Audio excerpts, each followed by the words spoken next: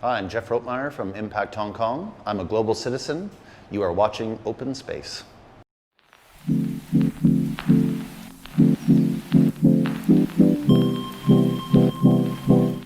Hi, welcome Jeff. Welcome to Open Space. So we have Jeff here today from Impact Hong Kong.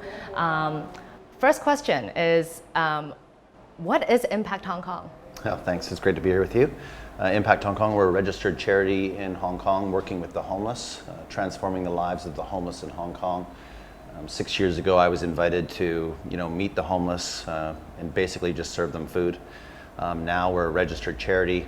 We're on the streets in 2 or 3 locations every night throughout Hong Kong. We've had roughly 6,000 volunteers over the last 2 years, and we've helped almost 200 individuals off the streets in the last 2 years into shelter. Into shelter. Yeah. Oh, interesting. So where do the food come from?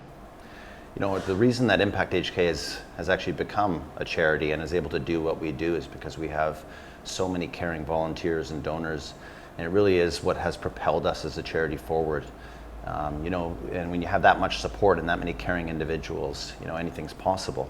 Food supplies, we've had hotels reaching out to us, Peninsula Hotel, Rosewood Hotel, incredibly kind donors cooking food from their homes, bringing them in. It's been amazing. It's just been overwhelming. So every day, how much food do you provide to the public? We're serving roughly about 600 to 700 meals a day. In our center here, at the guest room in Tai Kok Choi, and then also on the streets throughout Hong Kong. We're on the streets every night, so in about 10 different locations around Hong Kong. Okay. Any memorable experience you can share with us? It's pretty amazing. Every single day with Impact HK, something amazing happens. Every single day we're seeing beautiful stories of individuals, who are smiling again, finding their way again. It's amazing. A real story that always sticks out to me when I'm asked that question is, a lesson that I got from a homeless friend, well, 2, I should say, a husband and wife who were homeless in North Point. Okay. And they became homeless and their child was taken away from them. And during that time when they were on the streets, I became friends with them. We helped them, as we do, and got them into shelter. Their son got back into the home, and they've been a reunited family now for over 2 years. And I really do think of them as family now. We're friends. We speak almost daily. But they really did give me the greatest lesson in terms of how important friendship is when you want to get someone off the streets. If you can get on a one-on-one level with someone on the streets, that really is the best way to empower them up. Where did the hashtag Kindness Matters come from? Like everything with Impact HK, it just kind of came organically. Kindness Matters is really one thing that in working with the homeless, I heard all the stories of how the homeless are lazy and it's their fault and they should just get up. And, at the end of the day, that judgment just serves no purpose really. Yeah. But, being kind and caring to people does result in positive change, and we've proven that as a charity. So that's why you picked Kindness Matters. Yeah, it just kind of stuck, and yeah, we're really trying to build on that. Okay, so now you have t-shirts, hats. T-shirts, caps. Yeah, I'm wearing Kindness Matters merchandise pretty much every day. Okay. It's interesting. Okay, so this COVID-19 has hit the whole world. Yeah. Quite badly. How has it changed Impact? Yeah, it really has. I mean, before COVID-19, what we typically use as our metric for deciding on who we put into shelter and who we don't. Okay.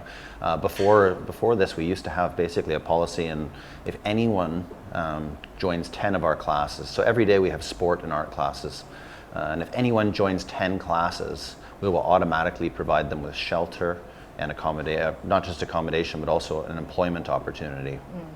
And I think that really was a good plan. If a 70-year-old dude joins a yoga class, I mean, It really shows he really wants it.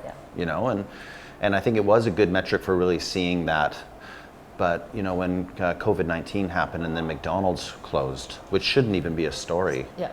But when McDonald's did close, that's 500 individuals who rely on that fast food restaurant for shelter every night.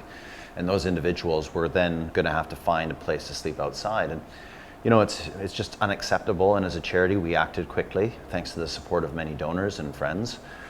We helped in that 2-week period, about 60 individuals into shelter.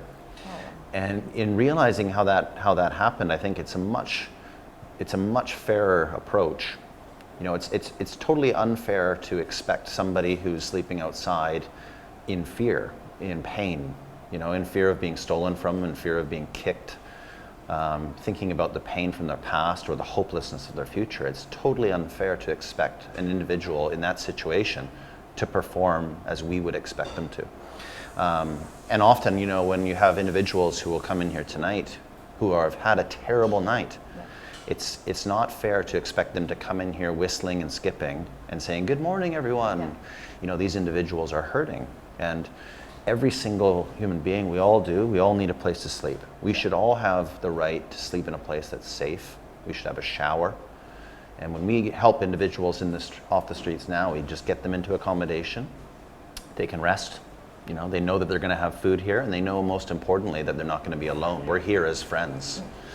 And that's a much better time to properly assess their willingness and ability for change. And that all came about during this time of COVID. I think the approach before made sense, but I think this is a much fairer and smarter policy.